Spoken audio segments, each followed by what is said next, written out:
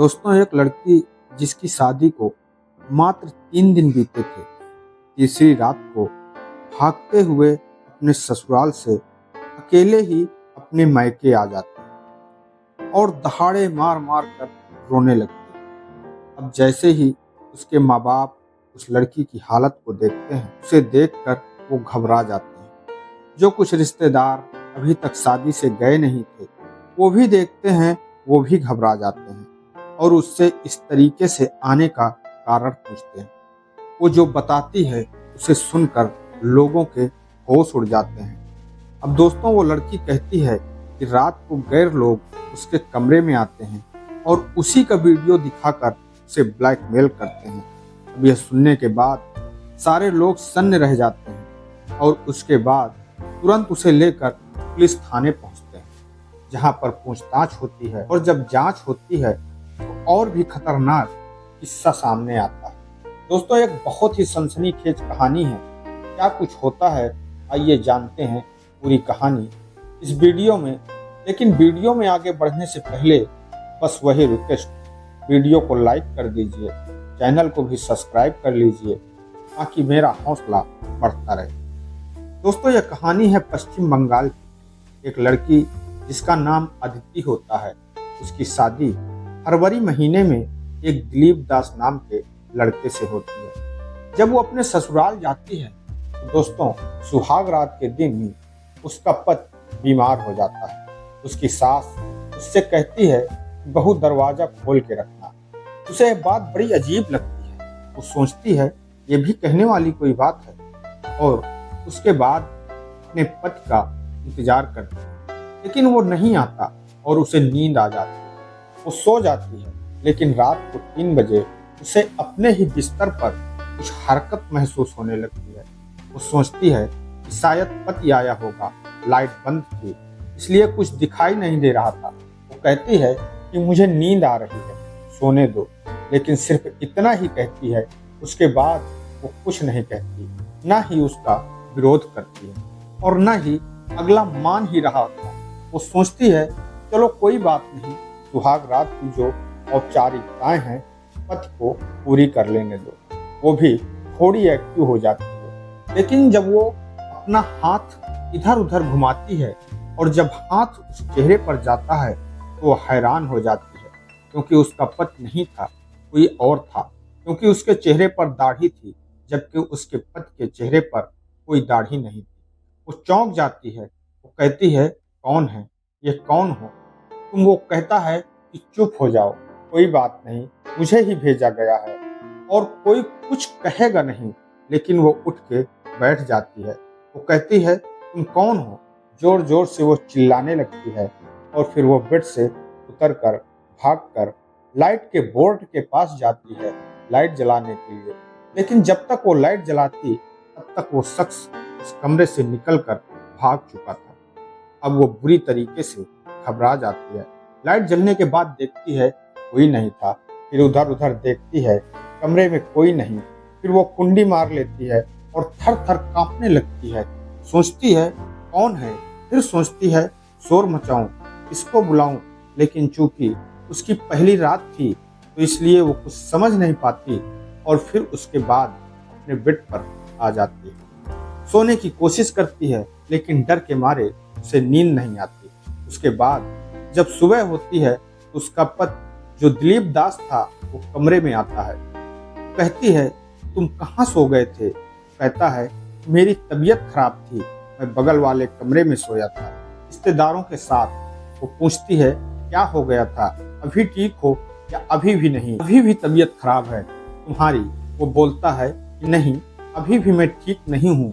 वो बोलती है ऐसा क्या हो गया था, और तबीयत खराब ही थी तो अपने कमरे में सोते, क्या तुम रात को आए थे? नहीं।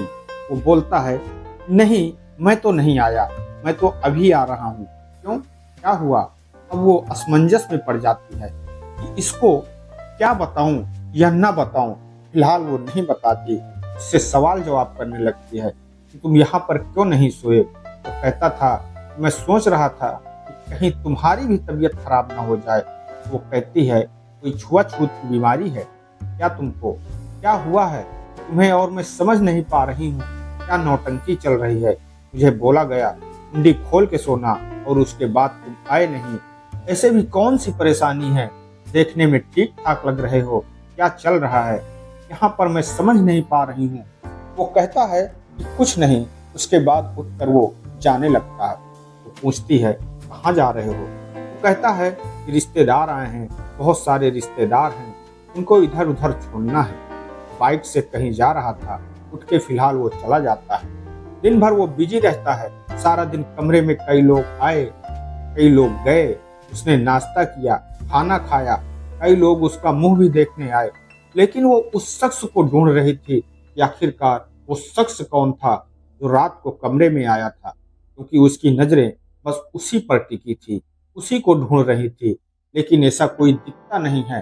अब सारा दिन फिलहाल ऐसे ही निकल गया, लेकिन जब दूसरे दिन ऐसा हुआ, दिलीप दास कहीं और सोने के लिए गया, तो फिर अदिति के सब्र का बांध टूट जाता है।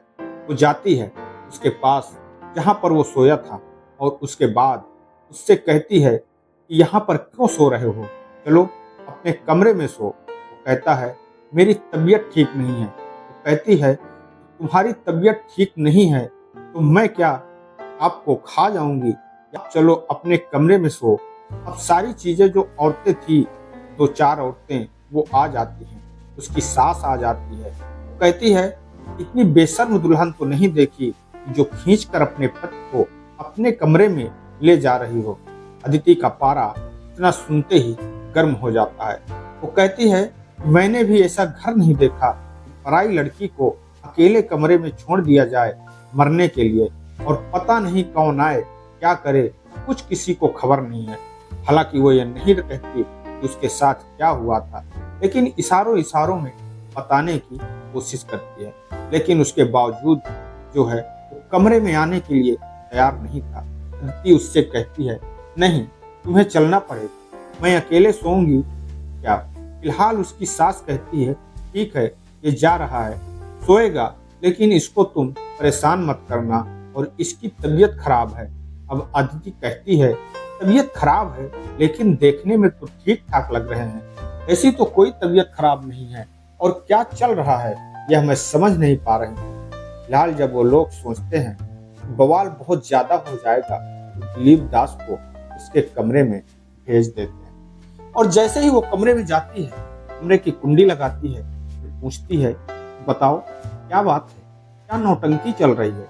देखने में तुम ठीक ठाक लग रहे हो, और मैं समझ नहीं पा रही हूँ क्या ऐसी कमी रह गई है जिसका तुम लोग बदला ले रहे हो। दिलीप दास जो है वो सर झुकाए कुछ बोलता नहीं है, अपना सो जाती है। और उसके बाद दिलीप दास भी बगल में सो जाता है। वो सोचती है कि कुछ यह पहल करेगा अपनी तरफ से, लेकिन वो दूसरी तरफ भी करवट बदल लेता है, चद्दर ओढ़ लेता है।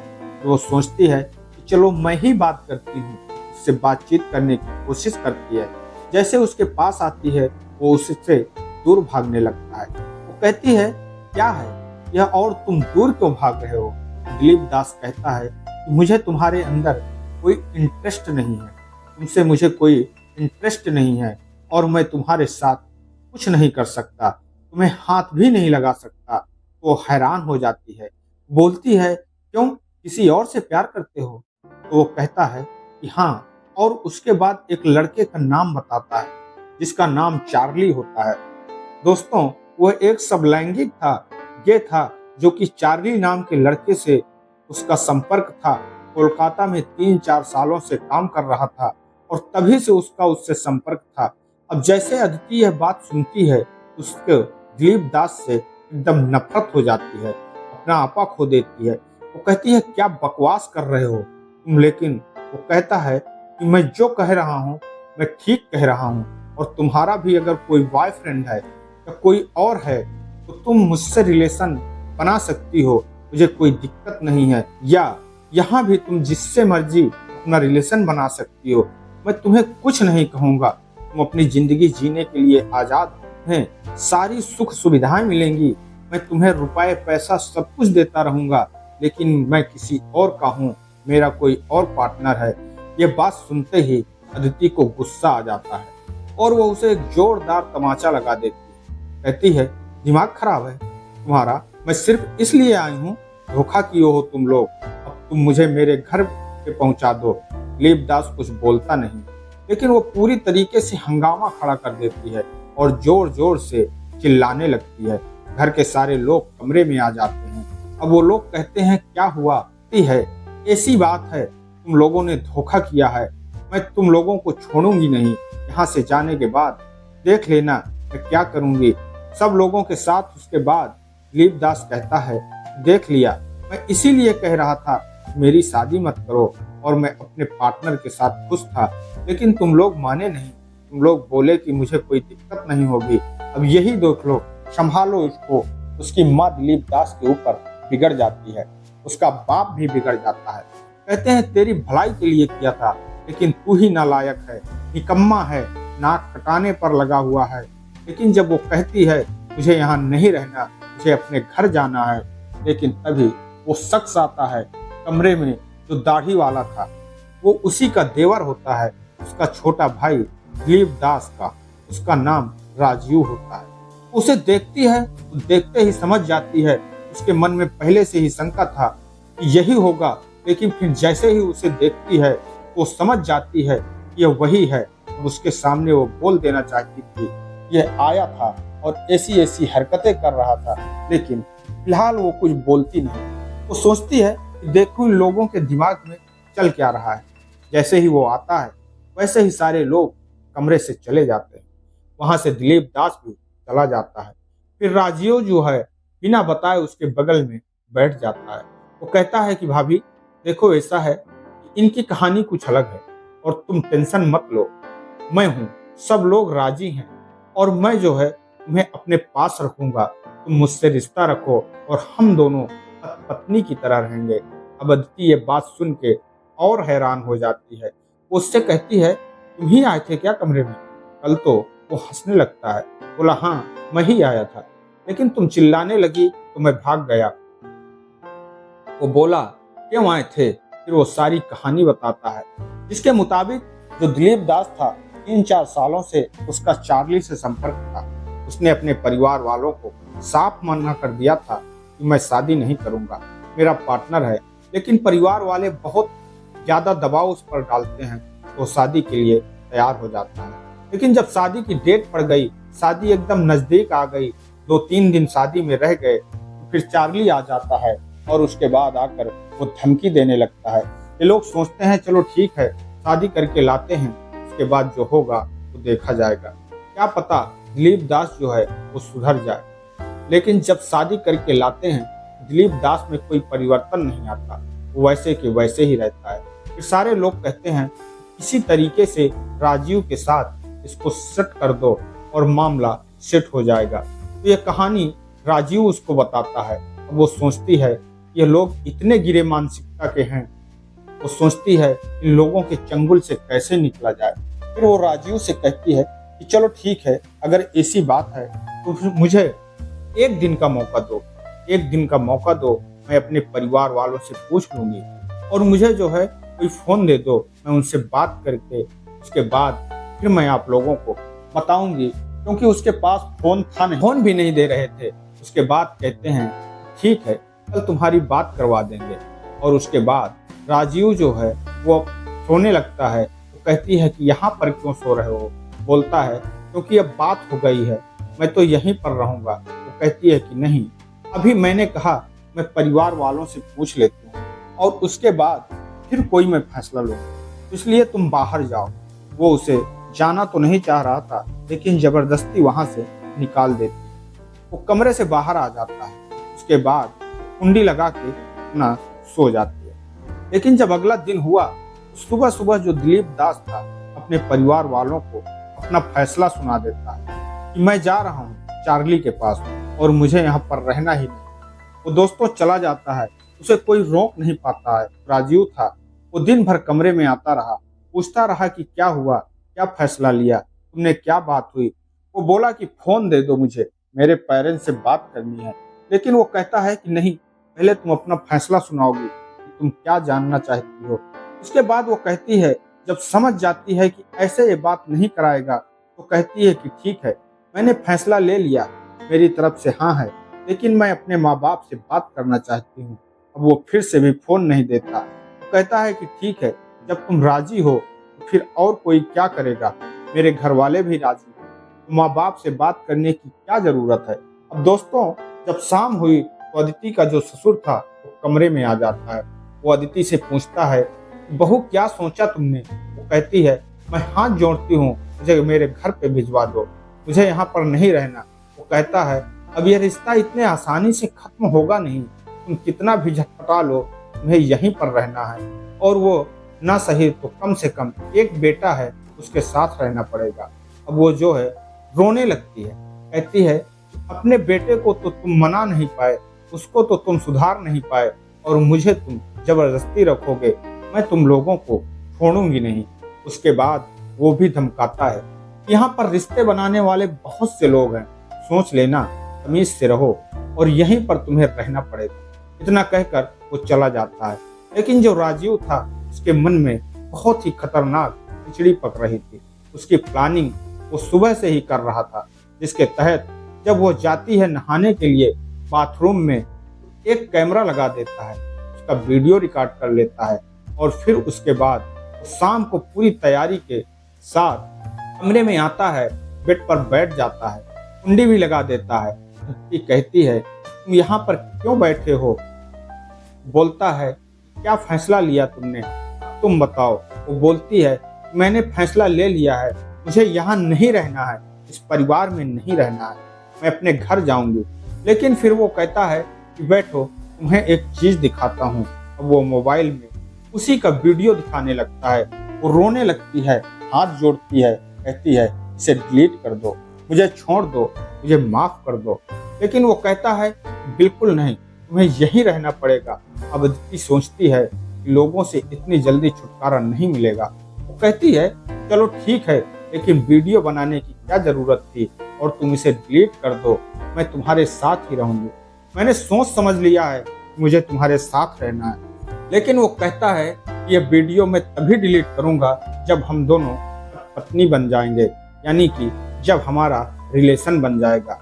अब अदिति जो है वो कहती है, ठीक है, लेकिन अभी मेरी फिलहाल तबीयत खराब है, मेरा पेट दर्द कर रहा है, 2 दिन के लिए मुझे और मौका दे दो, आज के लिए मुझे माफ कर दो। वो बहुत कहती है, रिक्वेस्ट करती है। पहले तो राजीव नहीं मान रहा था, लेकिन हाल फिलहाल वो मान जाता है। जब उसे विश्वास हो जाता है कि अब अदिति जो है वो काबू में है, वो कहीं नहीं जाने वाली है, लेकिन फिलहाल वो वहीं पर रहता है, वहीं पर सो जाता है, और अपना मोबाइल कहीं और छुपा देता है, जिसमें कि वो वीडियो था। अब वो बगल में लेटकर बड़ी बड़ी बातें करता है, बड़े बड़े सपने देखता है, लेकिन अदिति जो है उसके मन में कुछ और ही चल रहा था। जब रात गहरी हो गई, बातें करते करते राजू सो जाता है। अदिति जो है वो उठती है, उसका मन कर रहा था कि उसका गला दबा दे, लेकिन फिलहाल उसे वहां से निकलना था। उसके बाद धीरे से वो वहां से निकलती है, वहां से भागती है, और करीब 9 किलोमीटर वहां से जब वो पहुंच जाती है, आगे आधी रात को, अंधेरी रात में, किसी तरीके से तब जाकर यहाँ पर इन लोगों को शायद पता चलता है कि वो तो चली गई। अब इधर ये लोग उसे ढूंढने लगते हैं, और फिर उधर निकलते हैं ढूंढने के लिए। लेकिन अदिति जो है उसे एक बाइक वाला मिल जाता है, उससे हाथ पैर जोड़ती है, कहती है, भैया मैं मुसीबत में हूँ, मुझे तुम मेरे मायके पहुँचा दो। इसी तरीके से वहाँ से भी उसका घर 30 से 35 किलोमीटर था। उसे बाइक पर बिठाता है, और मौके की नजाकत को समझता है, उसे वो उसके मायके छोड़ देता है। लेकिन घर के पास ही छोड़कर वो भाग जाता है, क्योंकि वो सोचता है अभी थाना पुलिस होगा, इसमें बीच में क्यों फंसना। फिलहाल उसने अदिति को बचाकर वहां पर ले जाकर छोड़ दिया। अब अदिति को उसके घर वाले देखते हैं तो हैरान हो जाते हैं। जब सारा कारण पूछें तो सारी कहानी वो रो रो कर बताने लगती है। उसके बाद वो लोग तुरंत उसको पुलिस थाने ले जाते हैं, जहां पर जब पुलिस सुनती है मामला बहुत संगीन था, कार्यवाही करती है। अब एक दिन वो छानबीन में लगा देती है, दूसरे दिन वो जाकर उसके ससुराल के 5 लोगों को हिरासत में लेती है। अब वो लोग जो हैं दिलीप दास को भी बुलवा लेते हैं, उस पर दबाव बनाते हैं कि हम लोग फंस जाएंगे, वरना तू आ जा, आकर इसको एक्सेप्ट कर और बोल दे मजाक कर रहा था और मैं इसके साथ ही रहूंगा। दिलीप दास वही बोलता है जब उन लोगों को हिरासत में लिया जाता है। पूछताछ जाती है, कहता है मैं मजाक कर रहा था, मैं कोई समलैंगिक नहीं हूँ, मेरा और अदिति का पत्नी का रिश्ता है, इसे मैं अपने पास रखना चाहता हूँ। लेकिन अदिति तैयार नहीं हुई, अदिति के घर वाले तैयार नहीं हुए। जैसे ही ये सारी बातें हो रही थी, उधर से चार्ली आ जाता है। चार्ली जो है वो कहता है कि यह परिवार वालों के दबाव में आकर ये सब कह रहा है। वहाँ पर बहुत हंगामा होता है। इधर अदिति कहती है कभी भी इस घर में नहीं जाऊंगी और मुझे FIR करवाना है। इन लोगों के ऊपर फिलहाल यही होता है कि उन लोगों के ऊपर FIR होता है और कई गंभीर धाराएं लगाई जाती हैं। पुलिस वाले जब चार्ली से पूछते हैं, चार्ली कहता है कि हम दोनों एक दूसरे के बिना जी नहीं सकते। जैसे इसको वहां से बुलाया गया कि आओ यहाँ पर मामला ऐसा हो गया है, तुम अगर नहीं आओगे हम लोग फंस जाएंगे। वैसे ही दिलीप दास चार्ली से कहता है भाई तू भी पीछे चल, और जैसे ही मैं पुलिस के पास सामने कुछ कहूँगा तू बीच में आ जाना, हम दोनों एक साथ हो लेंगे। अब दोस्तों इस तरीके से एक लड़की की जिंदगी खराब हो गई, लेकिन इसमें गलती किसकी थी? क्या दिलीप दास की थी, या उसके माँ बाप की थी, या फिर अदिति के घर वालों की? आप कमेंट करके जरूर बताएं इसमें गलती किसकी है। आप ऐसे लोगों के साथ क्या किया जाए? दोस्तों ये रही कहानी आज के लिए, बस इतना ही। वीडियो अच्छी लगी हो तो वीडियो को लाइक करें और चैनल को सब्सक्राइब कर लीजिए। इसी प्रकार की कहानियों के लिए मिलते हैं अगले वीडियो में। तब तक के लिए जय हिंद, जय भारत।